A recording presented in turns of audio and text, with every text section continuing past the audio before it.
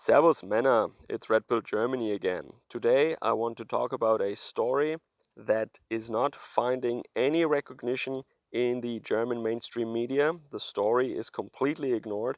Only some independent old media blogs and other old media people have been talking about this so far. Even though the story is so highly relevant, especially for Germany, but also for other nations, for Europe, this story is, as I said, buried. What am I talking about? Of course, as you see when you clicked on the video, obviously, arrests were made by the Greek authorities, these NGOs that I've been mentioning all the time, and we talk about this on my channel for a long time already.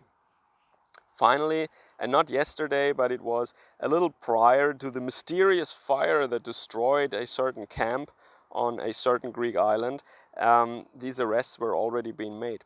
33 members or people that are connected to 4 German NGOs that are active in Greece were arrested, and the things that they have allegedly done, or what the Greeks are investigating them for now, is that they are part of a criminal organization, that they engaged in espionage, in the proliferation or the passing on of state secrets, and breaches and violations of Greek migration law.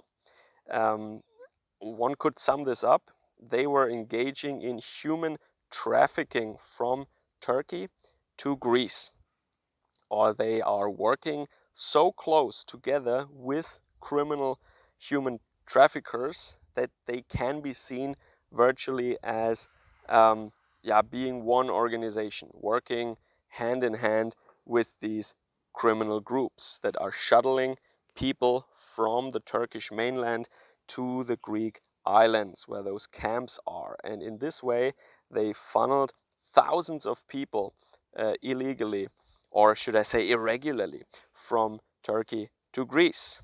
And they use ships there, and these ships, or one of them at least, was now seized by the Greek authorities, and a lot of equipment and also a lot of information was confiscated, like computers, notebooks, maps, and so on.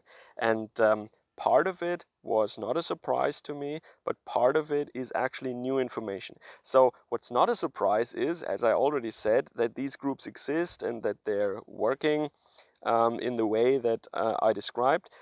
We know that for a long time, but the level of professionalism and the really top tier equipment that they're using, high-tech stuff, that was not yet known to me to that extent.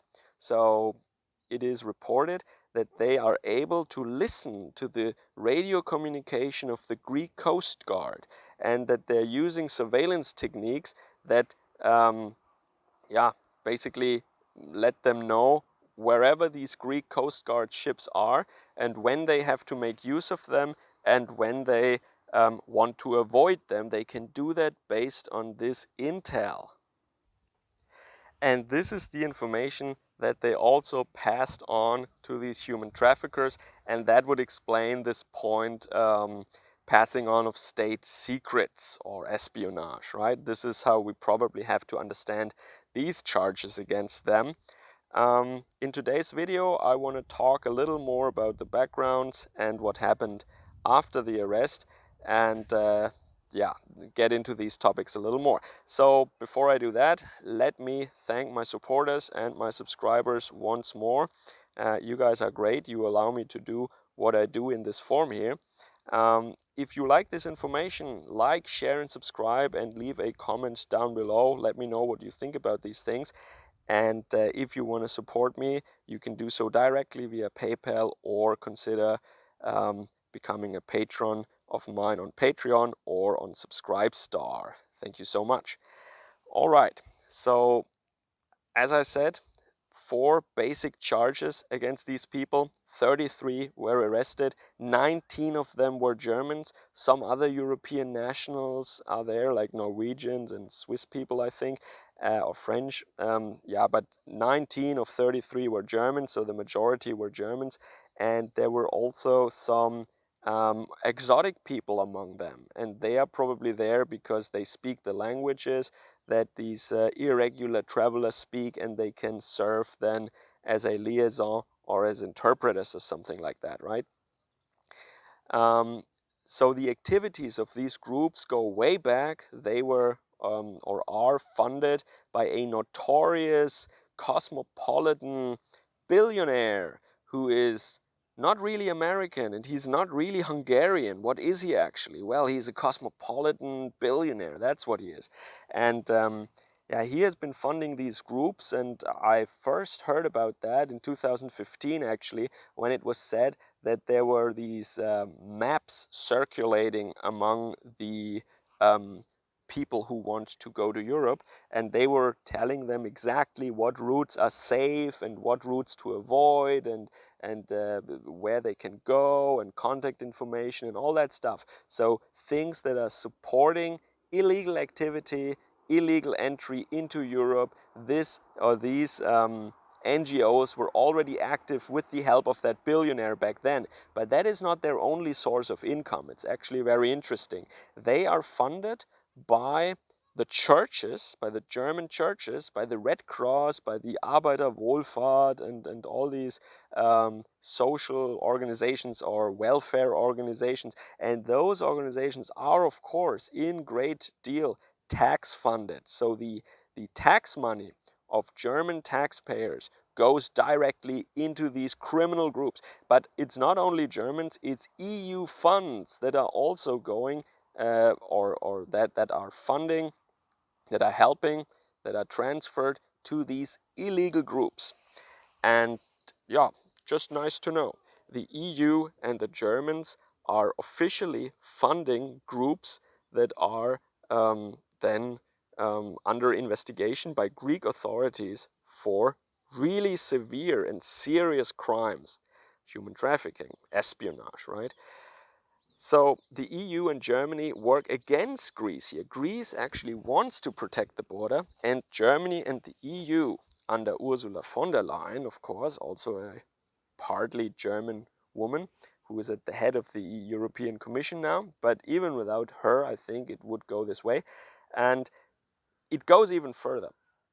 Only 8 hours, that's what I got from those blogs, only 8 hours after the arrests were made, they were released again because they called the German authorities, the consulate, what have you, and the German state officially intervened to the benefit or for these arrested people, and the Greek authorities had to release them again because the Germans were pressuring the Greeks.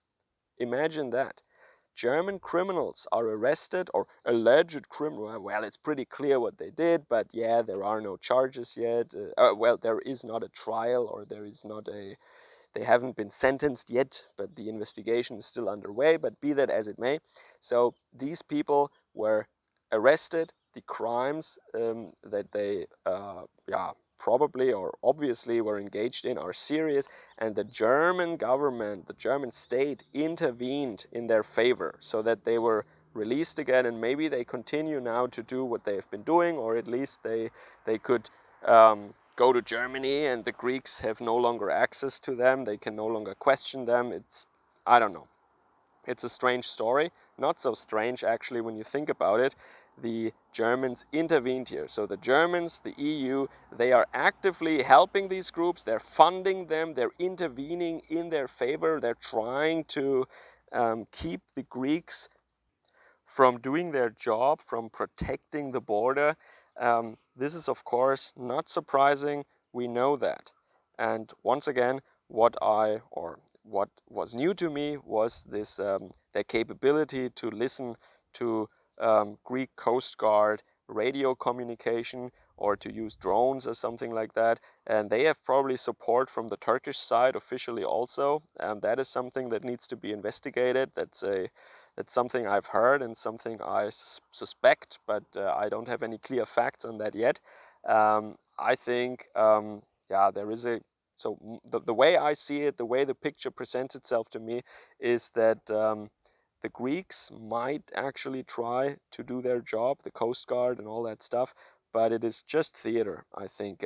In the end, the European Union, the Germans, the Turkish people, they're all working together, and their goal is to pump as many people as they can into Europe. And of course, they will go then to Sweden, they will go to Austria, they will go to Germany. They go where they get the most welfare.